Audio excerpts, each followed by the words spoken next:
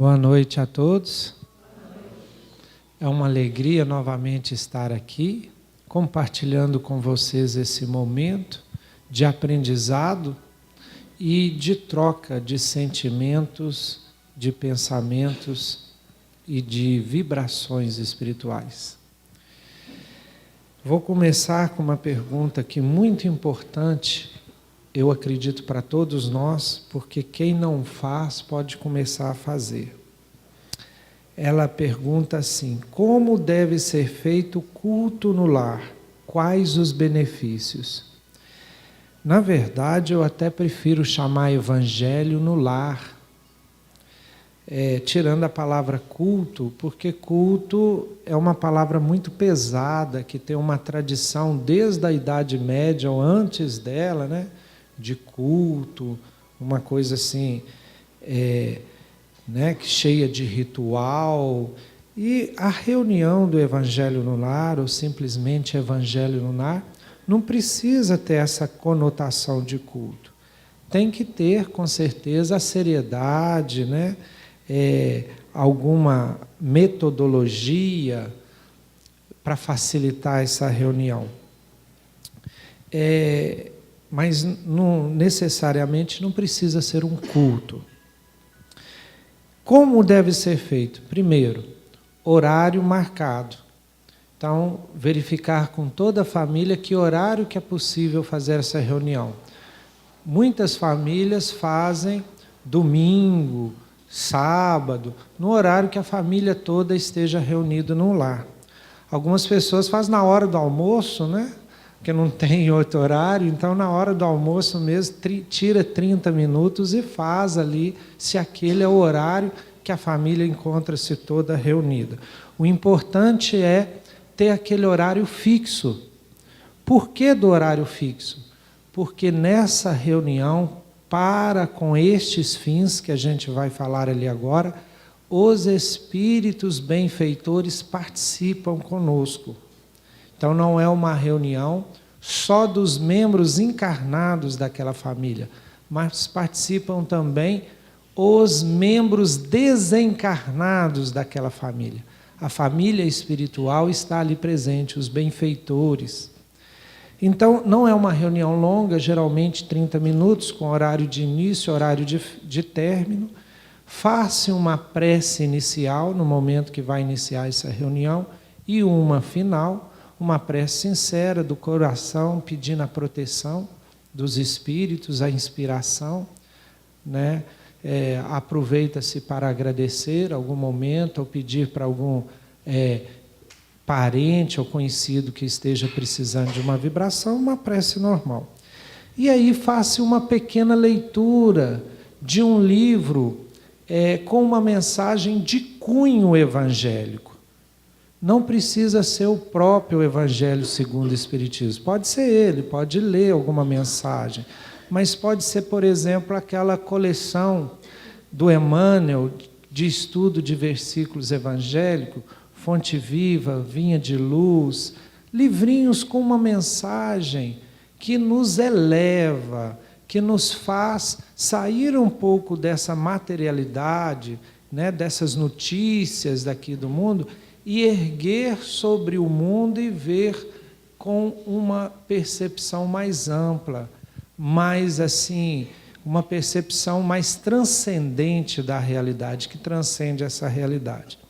E aproveita-se essa mensagem para fazer comentário, o pai, a mãe, o irmão ali, e verificar como é que está a conduta dentro do lar, e um debate amoroso, né?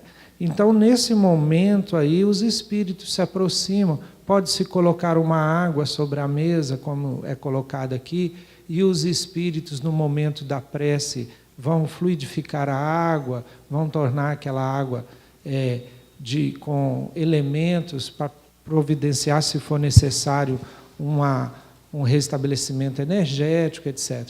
Então, é uma reunião que visa, geralmente semanal, que visa esse contato e essa proteção do lar.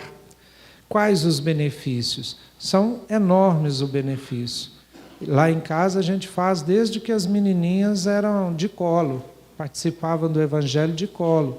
e hoje continuam participando. Já tem uma que está fazendo 15 anos, outra está com 8 anos e participam, junto com a minha esposa, semanalmente dessa reunião. E é bom que já passaram vários livros para o nosso Evangelho. Já passou as obras de Hamed, já passou as obras de Emmanuel. Quer dizer, no decorrer do anos, a gente acaba estudando um tanto de obras ali em família, todo mundo junto. Então, a espiritualidade participa, fluidifica a água, né? Faz uma limpeza energética ali na residência. Então, é muito bom o Evangelho no lar.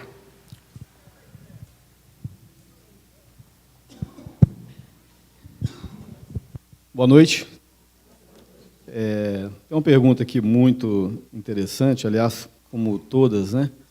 Mas a pessoa diz assim: fiquei viúva no meu primeiro e segundo casamento. Estou no terceiro.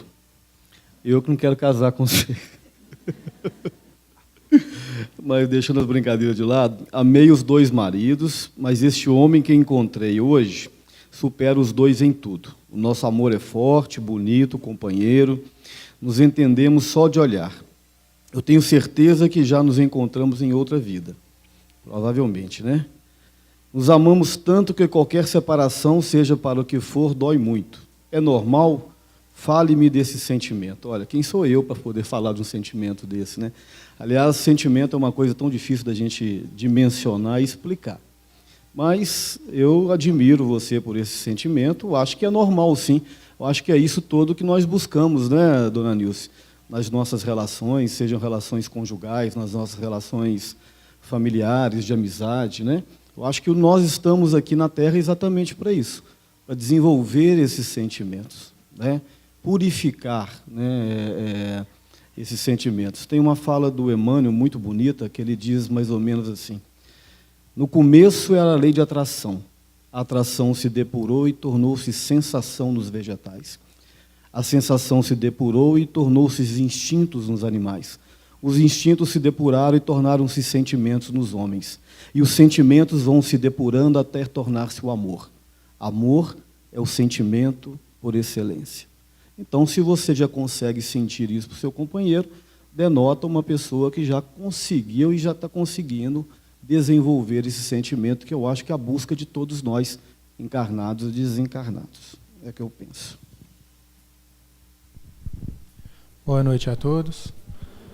Alegria estar aqui novamente. A pergunta que nos chega é a seguinte: existem espíritos apegados ao corpo nos cemitérios? E, na verdade, são 2 perguntas. E a segunda é: existe algum trabalho da espiritualidade nesse sentido? A gente sabe que existe, sim. Existem espíritos apegados ao seu próprio corpo, sim. Tanto nos cemitérios, né, como espíritos que ficam rondando o seu ambiente doméstico também, após o desencarne, nas suas atividades cotidianas, nas atividades que eles estavam acostumados a exercer, tá certo? Então, dependendo do nível de apego desse espírito, o trânsito dele aqui pelo mundo material vai ser maior ou menor, né? Chico Xavier, nesse sentido, ele dizia algo muito interessante, que cerca de 3/4 dos espíritos que desencarnam ficam por aqui mesmo, durante algum tempo. E os espíritas estão incluídos, né? Então, de a cada 4 espíritos, 3 ficam aqui durante algum tempo, até se conscientizar, né, um pouco mais, até oferecer condições para essas equipes de socorro da espiritualidade, que está sempre atuando em benefício desses espíritos que deixam o corpo.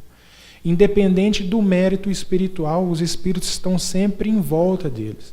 Se a gente for pegar André Luiz, quando ele desencarnou, né, e foi ali estagiar no umbral, Clarencio estava cercando André Luiz por todo momento, esperando dele alguma abertura no sentido vibracional, a fim de que ele pudesse atuar no sentido de estar socorrendo aquilo ali.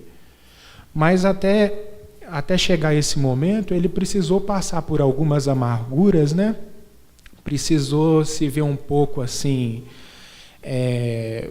destituído do seu orgulho, né? E no momento em que ele se colocou numa posição de humildade, em que ele elevou o nível vibratório, ele conseguiu perceber a presença de Clarencio. Então Clarencio estava vendo ele, estava querendo socorrê-lo, mas ele não estava vendo Clarencio pela situação espiritual da que ele se encontrava. Então, muitos de nós também vamos ficar aqui, né, por algum tempo. E é uma coisa muito interessante, se a gente for parar para analisar. Quer ver um exemplo?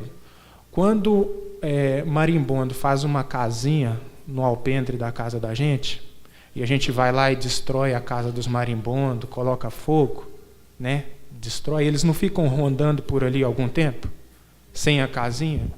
Porque aquele ali era o ponto de referência que eles tinham. Então nós também vamos ser assim. Quando a gente desencarna, o nosso ponto de referência, né? Os nossos costumes habituais, até eles se desfazerem do nosso psiquismo por completo, leva um período menor ou menor de tempo, né? Então, esse socorro da espiritualidade não vai partir só da espiritualidade desencarnada também. Dos encarnados também existe o auxílio em favor dos desencarnados, dos que acabam de desencarnar, através das orações, através das preces. Se a gente for retornar ao exemplo de André Luiz, a gente vai perceber que teve uma senhora que ele atendeu na época que ele era médico, né? E ele atendeu ainda com má vontade a senhora, e aquela prece que ela nunca se esqueceu do bem que ele tinha feito para ela, foi fundamental, né, para o auxílio, né, para o resgate de André Luiz nas zonas inferiores. Então, tanto existe um trabalho da espiritualidade nesse sentido, como também existe um trabalho dos encarnados nesse sentido. Certo?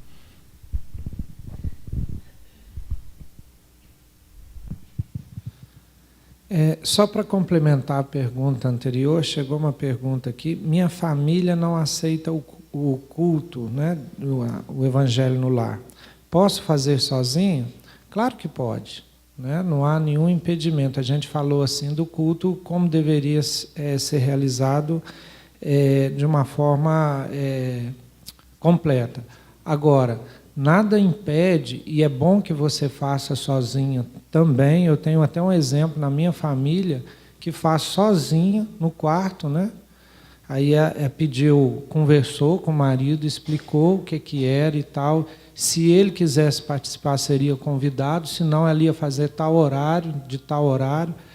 E aí a recomendação é que faça a prece em voz alta, faça a leitura em voz alta, porque se tiver, inclusive, um desses espíritos que o Ives falou ali, ele também vai ouvir a prece, vai ouvir a lição evangélica, e talvez vai poder ser auxiliado naquele momento do evangelho. Então, pode fazer sozinha, sim, sem problema nenhum. Pergunta que me chega agora é o seguinte: boa noite. Sou a 6ª filha de 10 filhos. Sempre fui desprezada pela minha mãe, desde a infância. Tínhamos alguns atritos, mas sempre que ela precisava, eu estava lá para ajudá-la. E aí vem as perguntas. Quando eu falecer, vou encontrá-la como minha mãe biológica? E essa mágoa que ficou dentro do meu coração, como fica? O que eu posso fazer? Então, a primeira questão vai depender da sintonia vibratória de vocês dois, de você e da sua mãe. Então, se vocês estiverem numa mesma realidade consciencial, vocês vão se encontrar. A maioria geralmente se encontra, é comum esse encontro lá. Provavelmente, lá, as consciências dela e suas serão um pouco diferentes. Não será essa mesma consciência que vocês têm hoje. Talvez essa mágoa que hoje permanece no seu coração também já seja diferente. Porém, você já pode começar a trabalhar essa mágoa hoje. E eu não esqueço, quando falo de mágoa, de ressentimento, do Zé Amaral, que está aqui conosco assistindo. Uma das primeiras palestras que eu assisti dele, ainda no Maria de Nazaré, na Rua São Paulo, lá, quando ele com o jeitinho dele, falava assim, ó, a mágoa é igual uma brasa, né, que ela está fria, e aí você lembra, é como se você soprasse a brasa, ela esquentasse e queimasse a sua mão. E realmente é isso, a mágoa e o ressentimento é como se fosse uma brasa que basta você lembrar, dói de novo. A gente sente de novo. Emmanuel fala, inclusive, que é como se fosse um espinho no coração. Ou seja, dói toda hora. Então, para que a gente vai ficar guardando brasa, né? Vamos jogar ela fora logo. Para que a gente vai ficar hospedando um espinho no nosso coração? Arranca esse espinho logo e joga fora. É por isso que Jesus falava do perdão. Vamos perdoar realmente. É um auto-perdão. Quando você perdoa pela compreensão, né, da situação que ela tinha, da vivência que ela teve. Olha para você ver, uma pessoa para ser mãe de 10 filhos é no mínimo muito corajosa. Já pensou as dificuldades, né, que ela passou? Hoje eu fico pensando, eu sou pai de 2 filhos. Imagina ter 10, Alexandre. Hoje. Então, quer dizer, quando a gente vai compreendendo, a gente vai aumentando o nosso tamanho espiritual, a gente vai perdoando. E aí a gente vai soltando essa brasa, vai tirando esse espinho do nosso coração. Então, o meu desejo para essa pessoa que fez o pedido, né, a minha prece por ela, é que realmente consiga já soltar essa brasa agora, né, consiga tirar esse espinho do coração agora, para quando esse encontro acontecer, ela já esteja mais aliviada dessa mágoa. Complementando o que o Jomar disse, tem uma afirmativa do Emmanuel que diz assim, que é exatamente no cadinho do lar que se fundem e se refundem os corações mais endurecidos, né? Então, é exatamente nessa estrutura nuclear consanguínea aonde que vem exatamente para depurar esses resgates do passado, né? Existem novos espíritos, porque se somos encarnações, quantidade de espíritos... Bom, está meio confuso aqui, mas a pessoa quer saber se existem novos espíritos ou se sempre são os mesmos espíritos que vão reencarnando, né? Bom, existe sim, Deus trabalha sem parar. A criação de espíritos, de mundos e de seres, ela é constante, a dinâmica cósmica, a engenharia divina, ela é constante, né? É ainda um grande enigma para nós, é um grande mistério, o mecanismo da criação do espírito, né? E não há nada de errado nisso, nós não sabemos tudo ainda. Inclusive fizeram uma pergunta semelhante ao Emmanuel, se ele sabia como se dava o processo e o tempo da criação do espírito. Ele disse que não. Na esfera espiritual onde eu estagio é para nós outros uma incógnita. Então, foi uma forma elegante que ele teve de dizer que não sabia. Então, nós não sabemos tudo, porque nos falta, como dizem os espíritos, um quê de intelectualidade, um quê de espiritualidade para entendermos certas coisas. Mas o que nós temos convicções e certeza, segundo os ensinamentos dos espíritos, é que Deus cria o tempo todo, e essa criação é permanente. E que nos sugerem também que nós somos criados simples, ignorantes e perfectíveis. Simples na nossa estrutura atômico-molecular, ignorantes, porque obviamente não tínhamos conhecimento algum, e perfectíveis porque nós somos perfeitos. Nós só não estamos perfeitos.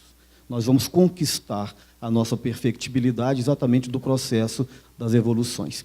E também sugerem os espíritos que, como princípios inteligentes, nós estagiamos nos reinos inferiores da criação. Alguns pensadores espíritas dizem que nós estagiamos no mineral, no vegetal, no animal, no hominal, como princípios inteligentes. Até chegar no reino de humanidade, onde estamos hoje, aí nós temos um upgrade no processo de evolução. nós desenvolvemos a razão, né, e criamos uma coisa que é chamada senso moral. Desenvolvemos a consciência e começamos a depurar os sentimentos. E de encarnação em encarnação, vamos adquirindo a nossa maturidade espiritual. Então, a dinâmica da vida, da criação divina, segundo a gente pode interpretá-la na doutrina espírita, é mais ou menos assim, mas evidentemente que é muito mais complexo e muita coisa ainda nos faltam condições de aprofundar nesses entendimentos. Na questão 17 do Livro dos Espíritos,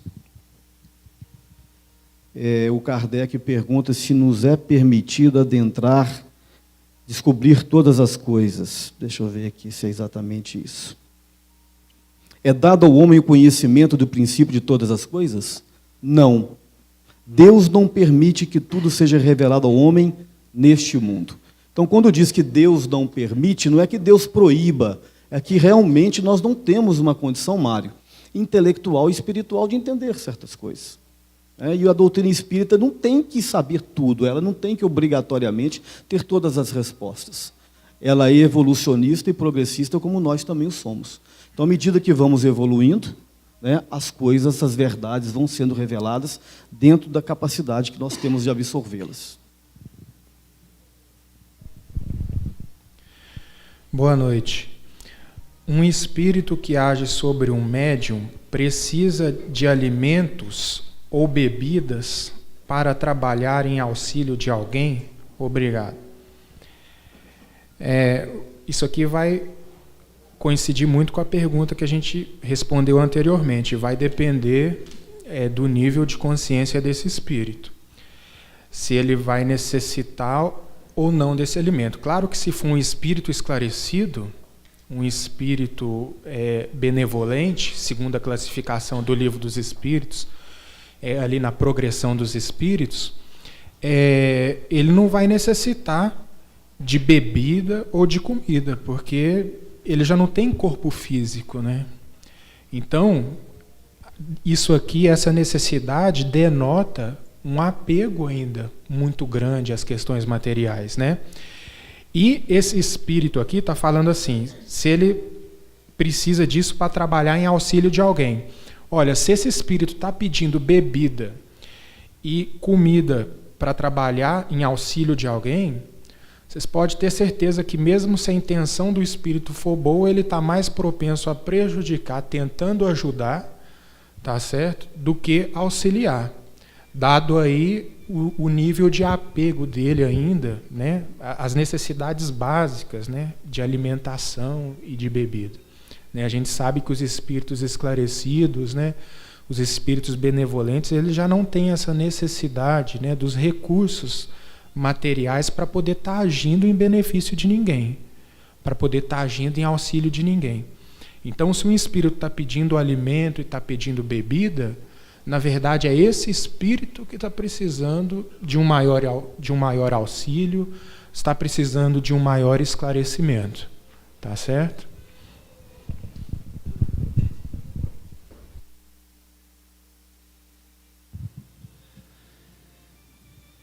A Bíblia diz que a gravidez de Maria de Nazaré foi um ato do Espírito Santo. O que o Espiritismo conhece a respeito? É verídico? Ou Jesus é filho de José? Por que a Bíblia nega o fato do pai biológico de Jesus ser José? E por que ele mesmo, Jesus, não diz nada a respeito? Pergunta difícil essa, hein? Vamos por partes, então. A Bíblia diz isso, vamos pegar lá Mateus, o primeiro capítulo, né? Fala da genealogia de Jesus. Aí você tem lá, né, 14 gerações, que a parte Abraão e não sei o que, e gerou Davi, e Davi gerou não sei o que, aí depois chega lá e gerou José, né, que é o pai de Jesus. Aí um versículo para frente assim, mas José não é o pai de Jesus. Você chega um tanto de geração, desde Abraão até chegar de José, e depois fala assim, José não é o pai de Jesus. Né? Fala que a Maria era virgem quando concebeu Jesus. O que o Espiritismo conhece? Primeiramente, nós temos que entender, quando fala assim, a Bíblia fala, há uma conotação assim de que tudo que a Bíblia fala é palavra de Deus. Né? Nós temos que entender isso. A Bíblia foi um livro escrito por homens, em determinadas épocas, em determinadas culturas. Tem parte da Bíblia que tem origem divina, que realmente representa a lei divina, que não mudou de 3.000 anos até hoje. Os 10 mandamentos é um exemplo da lei divina no Antigo Testamento. O não matar é válido daquela época até hoje, né? O não roubar, etc. Agora, tem parte da Bíblia que são leis humanas que eram válidas para aquela época. Né? Nós não vamos hoje apedrejar as mulheres como daquela época. Aqueles mitos que eram descritos lá, hoje a gente tem que interpretar de outra forma. E a parte dos evangelhos não foi Jesus que escreveu, foram pessoas que escreveram depois da diáspora, depois que os judeus foram expulsos de Jerusalém, destruída pelos romanos. Então, tudo que tem ali foram contando e depois copiando, traduzindo. Então, a gente não tem assim, certeza absoluta de nada que está escrito lá. E esta referência, igual eu pergunto assim, por que a Bíblia nega o fato do pai biológico de Jesus ser José? Das maioria das adulterações, digamos assim, do texto original, era para encaixar Jesus segundo as profecias do Antigo Testamento. Houve tentativas, em várias partes do texto, de Jesus ser encaixado naquele Messias que o povo judeu esperava. Quer ver um exemplo? Aonde que Jesus nasceu? Aonde? Belém? Será mesmo? É uma das coisas que os historiadores dão pouco crédito, sabe? Dele ter ido, a história assim é muito esquisita, de ter saído para fazer uma coisa lá em Belém. A maioria dos historiadores acredita que Jesus tenha nascido em Nazaré, por isso que ele era chamado Nazareno, e lá parece ter sido a origem dele. Mas deram um jeito de encaixar porque as profecias falavam que o Messias deveria nascer em Belém. Aí inventaram aquela história lá e acrescentaram no texto para Jesus ser encaixado nas profecias. Então, é uma das respostas que eu tenho, não sei se os companheiros têm outra.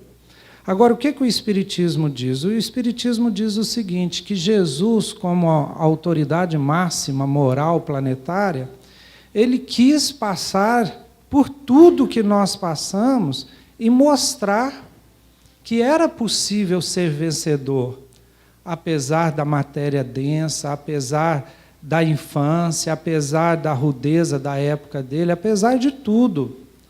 Então, eu até acredito que os espíritos superiores quisessem transportar, digamos assim, a gente já viu eles transportando matéria muito maior, como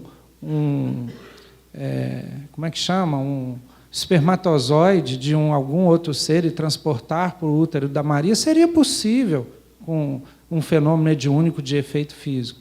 Só que eu acho que Jesus não se submeteria a isso. Eu acredito que ele deve ter passado por todo o processo. Por exemplo, tem gente que fala que Jesus não sofreu na cruz. Uai, se ele não sofreu na cruz, então ele trapaceou, né, Zé? Trapaceou. Ele deu um jeito de dar uma trapaceada, porque ele tinha que mostrar que, mesmo no pior sofrimento, ele ainda manteve a sua doutrina, né? Pai, perdoa-os, eles não sabem o que fazem. Então, quer dizer, ele passou por todas as dificuldades como ser humano, como cada um de nós, e mostrou que era possível ser vencedor de tudo isso, né? De vencer o mundo, do mundo que o jeito é. Se ele arrumou um jeitinho de não sofrer, né? Alguma coisa fora das leis naturais, ele de alguma forma trapaceou, que não era o sentido da missão dele. A missão dele era passar como homem por todo o processo de humanidade, sofrendo as dores, as calúnias, né? Tudo daquela época, e mesmo assim deixar um exemplo imorredor, um exemplo eterno, inesquecível, para todos nós nos mirar, para todos nós nos orientar pela doutrina e pelos exemplos que ele deixou. Esses fatos bíblicos e evangélicos, eles são tão polêmicos que o Kardec, quando foi escrever o Evangelho segundo o Espiritismo, ele esclarece na introdução do mesmo o seguinte, que os evangelhos estão divididos em 5 partes, tecnicamente falando. Os atos comuns da vida do Cristo, as palavras que deram origem aos dogmas da Igreja, as predições, os milagres e o ensinamento moral de Jesus. Então, ele dizia o seguinte, o que importa verdadeiramente é o ensinamento moral de Jesus. Então, a doutrina espírita, ela se fundamenta, se estrutura em cima do ensinamento moral de Jesus, porque é o que interessa. As questões históricas, elas são interessantes, né, mas geram muita polêmica e mexem com muita paixão, né, com muito fanatismo religioso, né, dona Nilce? Essa questão da Maria, da virgindade de Maria, por exemplo, eu particularmente penso que foi uma relação sexual comum. Não vejo sentido para não ter sido diferente. Mas, como o Jomar bem disse, poderia ter sido diferente. A espiritualidade tem poder para isso. Mas a virgindade de Maria, eu acredito, é a virgindade espiritual, não é a virgindade física. Isso pouco importa. Então, mas só que as pessoas tendem a levar tudo para o campo material. Ah, não, ela era virgem, imaculada, né? Então, e acho que isso aí não diminui nada se ela teve relação sexual. Absolutamente, né? É um ponto de vista pessoal, tá, gente? Antes que alguém não concorde. O que é um direito também. Fale um pouco sobre expansão do perispírito. Bom, o perispírito é feito de uma matéria sutil, quintessenciada, mas é matéria, né? E segundo a questão 257 do Livro dos Espíritos, aquilo que faz a ligação entre o espírito e o corpo físico. E segundo a Gênese, Kardec afirma que o perispírito é aquilo que faz do espírito um ser abstrato, um ser concreto. Então, ela é a roupagem do espírito. Não é isso, dona Edna? E quando nós desencarnamos, nós nos apresentamos no mundo espiritual nessa roupagem fluídica chamada de perispírito. Enquanto encarnado, ele também tem as suas propriedades, os seus atributos. Dentre ele, a porosidade, luminosidade, expansibilidade. Então, o perispírito ele pode se expandir, dependendo da condição do médium, né, que nem sempre é uma condição moral.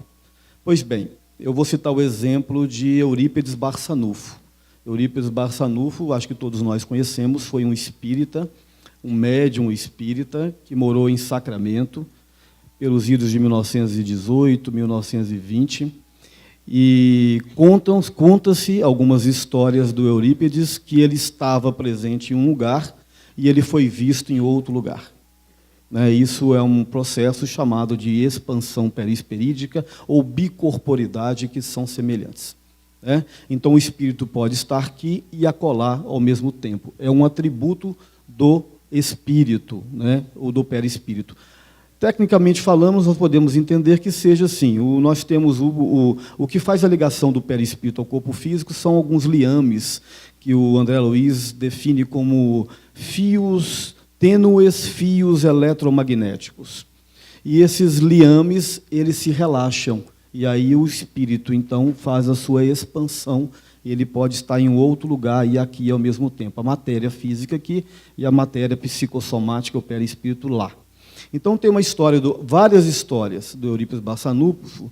Uma, inclusive, está num CD que conta sobre a vida dele, que é narrado pelo Lima Duarte. E é uma vida belíssima. Eurípides Barçanufo é um desses baluartes da doutrina espírita. tanto moralmente quanto intelectualmente. E aí conta-se uma história que ele estava dando aula no colégio que se chama Allan Kardec, fundado por ele, que existe ainda lá em Sacramento, né, Ives? E, de repente, ele se emudeceu. E os alunos ficaram meio assustados, ele ficou parado, emudecido, e ficou um tempo assim. Até que ele voltou a si, depois de alguns minutos. Passado um tempo, ele disse assim, vai entrar uma pessoa por essa porta, e essa pessoa vai me chamar para ir lá numa fazenda do fulano de tal, do coronel fulano de tal. Pois bem, passado alguns minutos, o capataz bate na porta e vem chamá-lo para poder socorrer a mulher do coronel que estava em trabalho de parto e estava por morrer. Aí o Eurípides disse para ele, olha, eu já estive lá, está tudo bem, pode ficar tranquilo. Aí o capataz disse, não, o senhor não esteve lá não, o senhor vai agora, nem que seja amarrado, o senhor vai. Colocou ele em cima do cavalo e fizeram uma viagem de 2 horas de cavalo. E o Eurípides, não é possível, né? Aí chegou lá, o coronel falou assim, senhor Eurípides, que bom que o senhor voltou. Está tudo bem com o neném, minha esposa também. Por que o senhor voltou? É porque o seu capataz me obrigou a voltar. Ele já tinha estado lá, tinha ajudado no trabalho do parto, tinha virado o neném nasceu nesse momento em que ele estava no processo de bicorporidade ou expansão perispirítica. Uma outra história que também conta nesse CD, e também estão nos livros por aí, ele também estava dando aula lá no liceu, e ele narrou para os seus alunos o acontecimento do Tratado de Versalhes, que acontecia naquele momento na Europa. Logo depois do final da Primeira Guerra Mundial, 1918, as potências da época se reuniram e traçaram o Tratado de Versalhes, e ele narrou com detalhes, com riquezas de detalhes, dona Nilce, quem estava presente, o príncipe tal, o rei tal, o general tal, o que foi tratado, e os alunos escrevendo tudo aquilo que ele falava. Aí ele voltou para si, né, o fenômeno terminou, passado aí 30, 40 dias, chegaram as notícias da Europa, exatamente checando com tudo aquilo que ele tinha relatado. Então, o fenômeno é raro, mas ele é possível. E existem a expansão perispirítica que fazem os médiuns também, e nós, como estamos em sonho, em dormindo, em sonho, em desdobramento. Nós expandimos perispiriticamente e o nosso corpo espiritual se desdobra e entra nas regiões espirituais, pelo mesmo fenômeno. Há um relaxamento dos liames perispirituais e nós entramos em conexão, em contato com o mundo astral.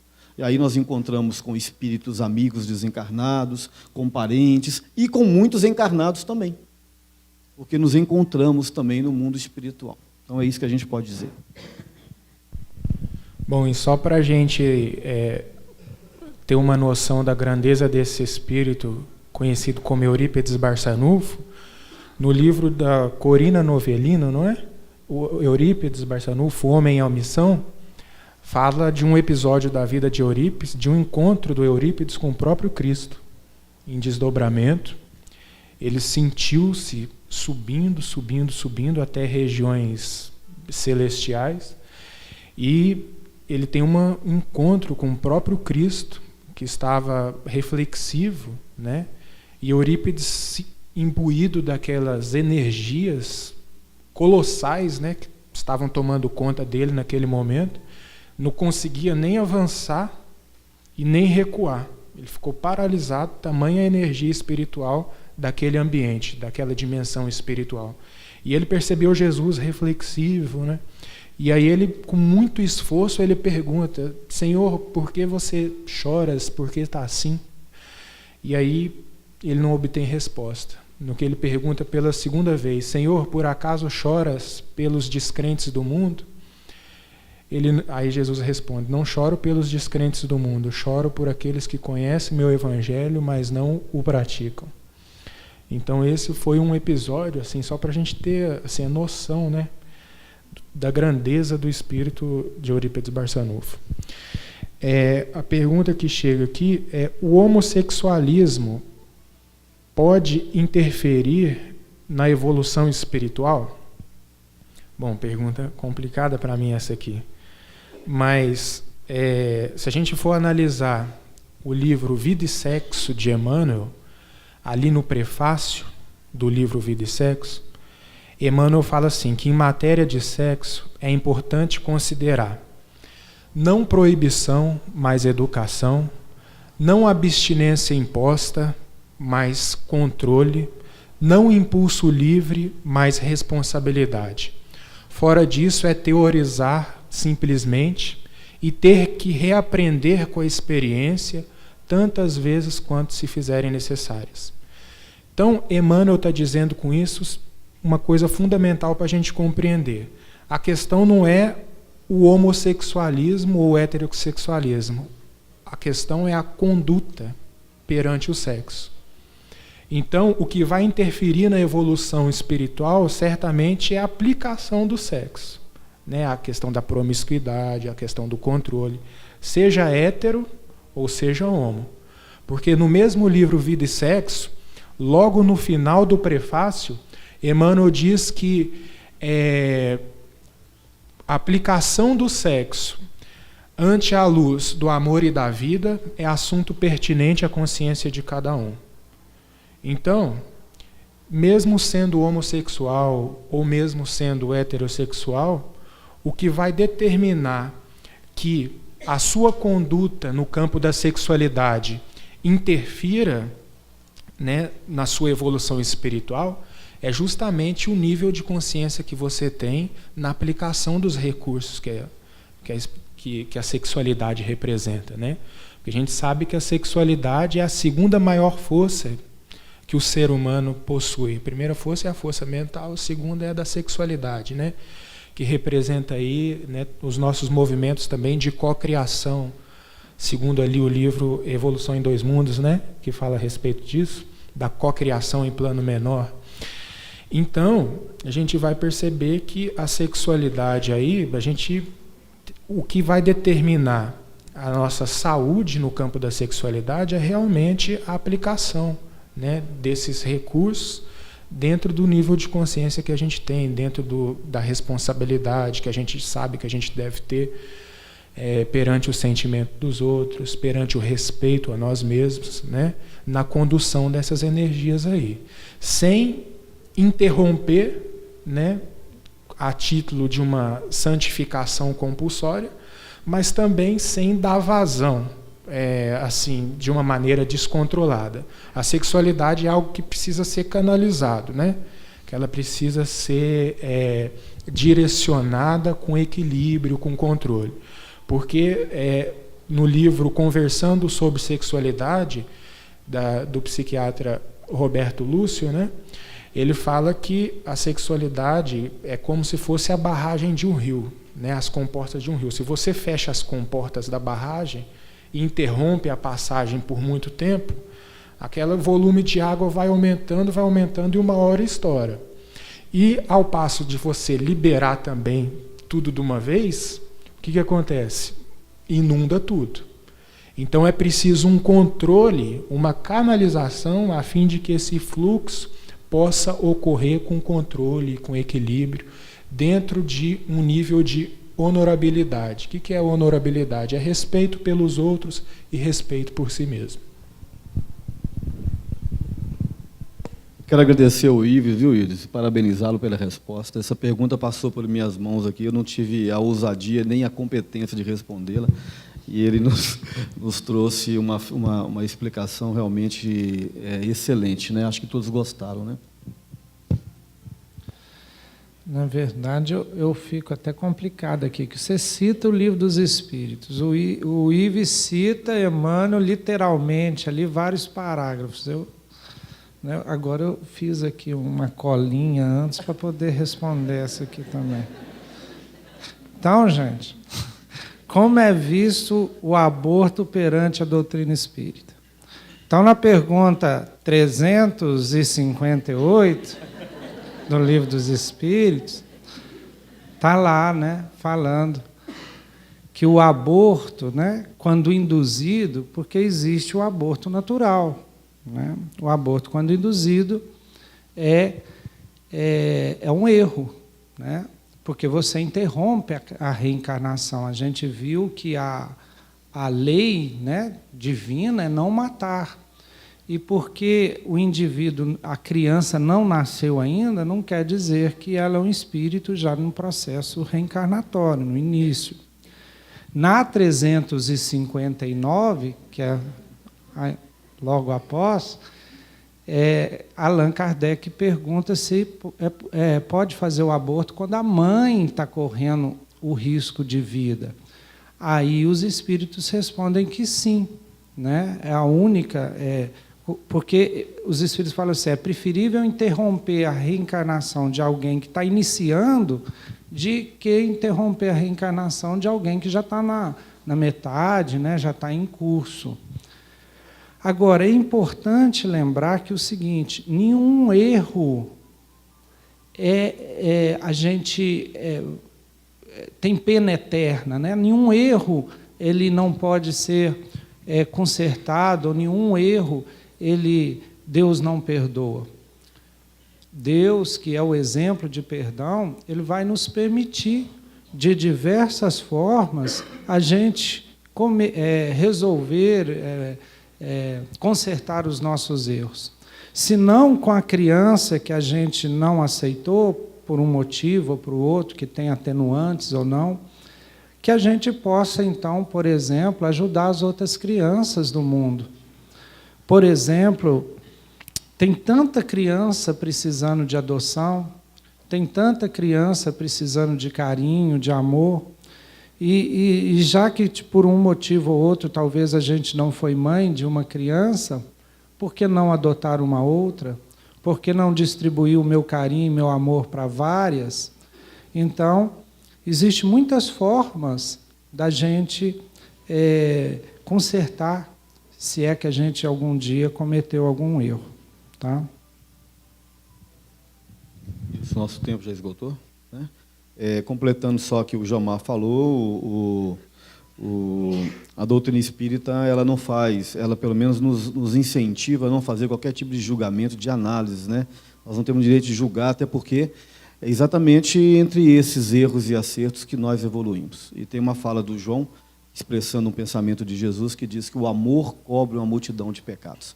Então, não há nenhum erro que nós cometemos que não possa ser apagado com a construção do amor, né? Quem tomar do arado, não devereis olhar para trás, né, dona Nilce? E quem não tiver pecados, que atire a primeira pedra. É isso? Boa noite a todos, muito obrigado.